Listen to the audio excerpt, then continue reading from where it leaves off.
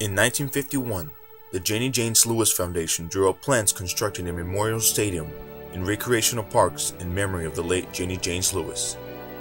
The foundation was led from funds of the will of Jennie Jaynes Lewis, but did not want to pay for the project in its entirety. The foundation wanted the community to have an invested interest in the project if contribution was donated by the community to help in the completion. Not only this, but the community donations stretch as far as labor and even equipment. Even in the shadow of the Korean War, the Jennie Jaynes Foundation was able to procure enough steel to construct the stadium. Over the years, many sports were played in the Jennie Jaynes Lewis Commemorative Park, from Little League baseball, softball, horseshoes, basketball, croquet, and even tennis. At the Jennie Jaynes Stadium, football, soccer, and track and field have been harvested. Many memories have been made in the stadium through the decades of its existence that have touched students, parents, athletes, and coaches alike. Eli Kemp, a student at Smith High School, told us what it was like having a parent who played in the same field he did. When I was little, he told me a lot about how he'd have dreams about running out on the field and still smelling the grass and everything, and really, you can feel that every time running out of that tunnel now. It means a lot doing that.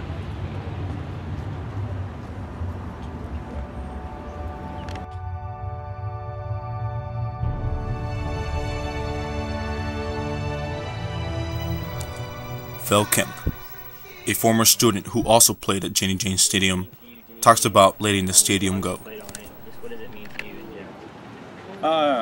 Whenever they talked about building a new stadium, I didn't think it meant that much. I thought it was going to be great to get the new stadium.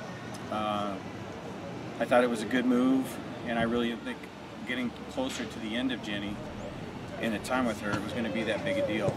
And as becoming the president of the Booster Club and spending so much time here in the past year, 30 years worth of memories watching friends play, kids I coached in Little League football play here. Coach Kindle and I play here together, and now Eli, my son, playing here. It's really come full circle, and as bad a shape as she's in, and I know it's for the best, and the new stadium's beautiful. It's a little hard knowing that all the blood and the sweat and the tears of me, my teammates, my children are going to be gone. Being the last class to play the last game at Jennie Jaynes was a lot.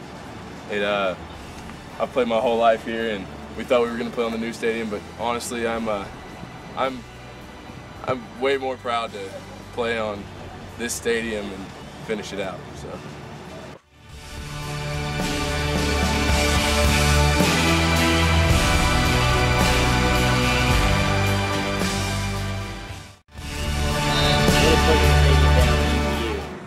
It means a new beginning to me.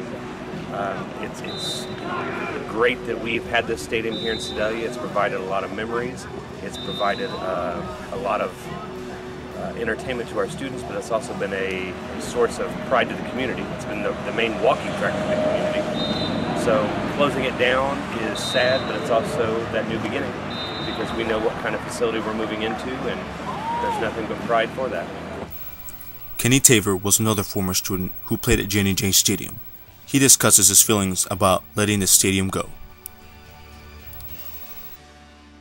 Well, it's always meant a lot to me to see not only me play here myself, but my oldest one played here, graduating class of 2010, and my youngest one playing here now. But we actually get to see it, close down. It's an emotional ride, Spent a lot of times over on the practice field.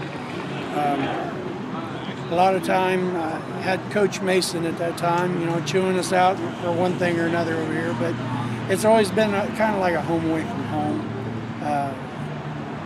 One athlete to another. You've always got that one spot that you could go where you could gather around with your friends and really pour your heart out on the field and play. It's gonna mean the world to me to see the last game here, and it's really gonna be heartbreaking to know that it is the last game and not see this every time we ride by. Dear Miss Jennie, our time together is coming to an end soon. I want to say thank you for sheltering me and other young men like me inside your sturdy walls, protecting us from life's ups and downs. We have celebrated and cried in your green grass, had seasons of great joy and great disappointment. But through it all, you were here, waiting for the next game in the fall.